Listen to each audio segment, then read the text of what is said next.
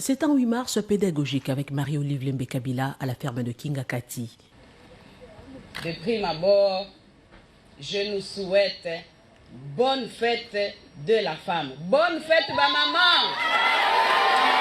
La présidente de Initiative Plus OLK et épouse de Joseph Kabila a réuni plus de 600 femmes de différentes catégories, femmes maraîchères, infirmières, politiques, de médias et artistes, pour une conférence avec 4 thématiques. Le leadership féminin, le cancer du sein et de l'utérus, la Covid-19 et la maternité sans risque. Tour à tour, les panélistes ont sensibilisé sur la capacité de la femme à s'informer pour mieux informer à son tour. Entrecoupé par la détente et des témoignages, l'hôte de la cérémonie est revenu sur l'essentiel du combat de la femme. Thème Yambula Oyo, balobeli biso concernant leadership Yabiso Mwasi, surtout par rapport ya pandémie oyo yaki ko surprendre biso na kati ya bomoi na biso. Pona biso ba africaine foyer eza esika oyo to privilégier yango makasi pona ko faire régner kimia, l'ordre et la discipline, surtout na oyo etali éducation ya bana. Soki maman a réussir éducation ya bana, avenir na bango ekozala radieux. Très attentive au bien-être de son prochain, au-delà du festin, des présents étaient remis à chaque participant, question de bien célébrer en famille le mois de mars entier. Et pour clôturer la cérémonie, la ministre d'État au genre a adressé un message d'encouragement à l'épouse de Joseph Kabila, modèle de leadership féminin.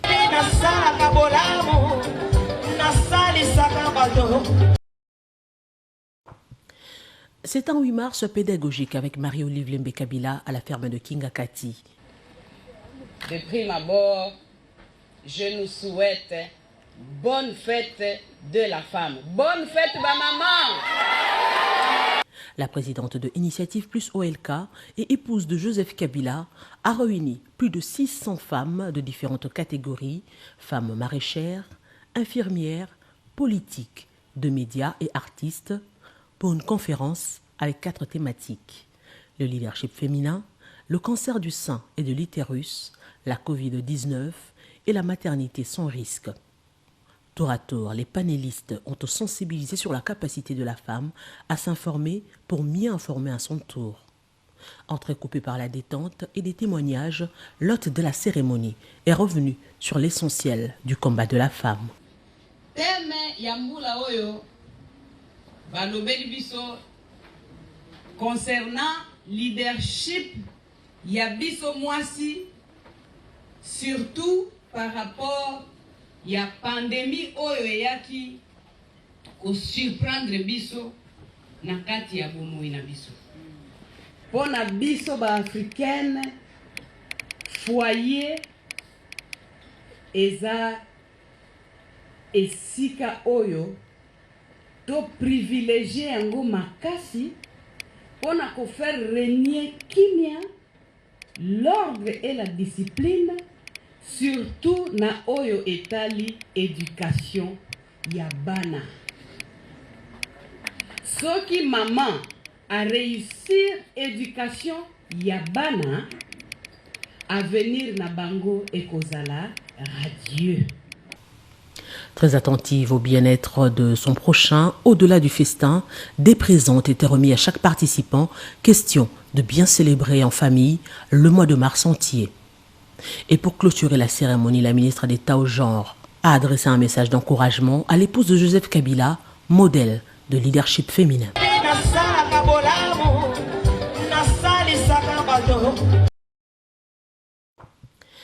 C'est un 8 mars pédagogique avec Marie-Olive Lembe-Kabila à la ferme de Kingakati. De prime abord, je nous souhaite bonne fête de la femme. Bonne fête, ma maman!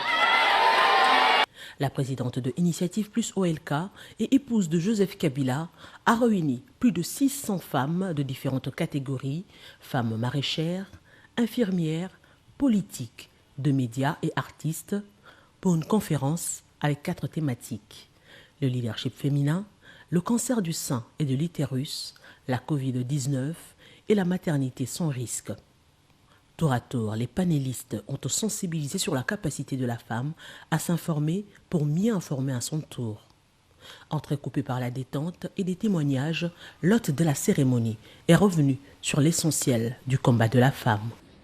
Thème yambula oyo balobeli biso concernant leadership yabiso mwasi, surtout par rapport ya pandémie oyo eyaki ko surprendre biso na kati ya bomoi na biso. Pona biso ba africaine foyer eza esika oyo to privilégier yango makasi pona ko faire régner kimia, l'ordre et la discipline, surtout na oyo etali éducation ya bana. Soki maman a réussir éducation ya bana, avenir na bango ekozala radieux.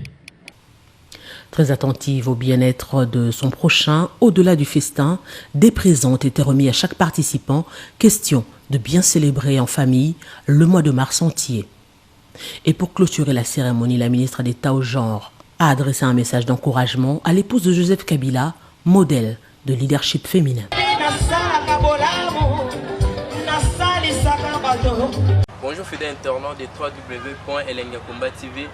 Bonjour, bonsoir, balandignon so ya Elengia Komba, Congolaise TV. Bon, belé partout dans le monde, partout où vous êtes, partout où vous êtes, Elengia Komba TV vraiment. Bonjour, bonsoir, na abonné ba fan nyonso ya Elengia Komba Congolais TV. Bonjour à mon boss, on a appelé ça vraiment un pandi. Bonjour à mon boss, JP Kiama. Je salue mon boss Balobi, boss des boss Babi, JP Kiama. Bonjour, na Elengia Komba Congolais TV vraiment. Ngamo la zana chaîne ça kitoko ya boss na JP Kiama ta ay boss des boss ya nya danger. Donc ba samta longola zaki. Ya boss na biso JP Kiama, nzambe na ngai. Ba boss bazali ba boss bazali. JP Kiama, le boss des boss. Napesi d'abord bonjour, tu peux mbote belé na mon boss JP Kiama, wana na kozangisa ote. Donc na ko lekate sana, napesa mon boss JP Kiama, boss des boss. Bon, belé partout dans le monde, partout où vous êtes, partout où vous êtes, Elengia Komba TV vraiment. Bonjour, bonsoir, na abonné ba fan nyonso ya Elengia Komba Congolais TV. Bonjour à mon boss, on a appelé ça vraiment un pandi. Bonjour à mon boss JP Kiama. Je salue mon boss Balobi, boss des boss Babi, JP Kiama.